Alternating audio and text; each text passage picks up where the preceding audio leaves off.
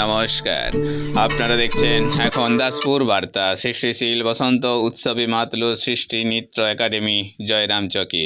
নবপল্লবী পল্লবিত বনানী, রাঙা শিমুল পলাশে শুভ্র টগরের দন্ত বিকশিত হাসিতে উৎফুল্ল প্রকৃতি জানান দিচ্ছে সৃজনশীল বসন্ত জাগ্রত দ্বারে। আকাশে বাতাসে মানব মননে হৃদয় দুয়ারে, তাই খোলদার খোল লাগলো যে দোল। আজি মনে বনে জাগে হোলি, বসন্তও খেলিছে হোলি। ফুলে ফুলে গুঞ্জরণে ভ্রমিছে অলি, যেন বলছে রাঙিয়ে দিয়ে যাও যাও যাবার আগে। এমনই অভিপ্রায়ে কাঠি নৃত্যে পথ পরিক্রমা শেষে দাসপুর 2 ব্লকের জয়রামচক শিব মাড়তলায় সৃজনশীল নান্দনিক নৃত্যাঞ্জলিতে মেতেছে সৃষ্টি একাডেমির শিক্ষার্থীরা।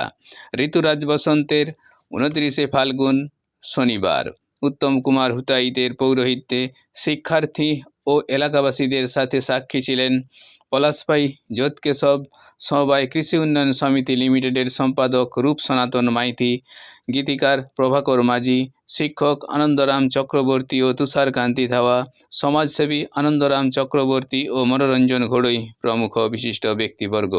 অতিথিবর্গ শিক্ষার্থীদের অভিনন্দন জানিয়ে অগ্রগতিতে উৎসাহিত করেছেন। এই একাডেমির কর্ণধার শুভ্রা চক্রবর্তী বসন্তোৎসবকে দুঃখ ও ক্লান্তিনাশক জাগরণের প্রতীক আখ্যায় একে সৃষ্টি ও সৌন্দর্যের উৎসব হিসাবে বর্ণনা করেছেন। এদিন সমগ্র অনুষ্ঠান সঞ্চালনায় ছিলেন পলাশপাই জিপি প্রধান দিব্যেন্দু চক্রবর্তী।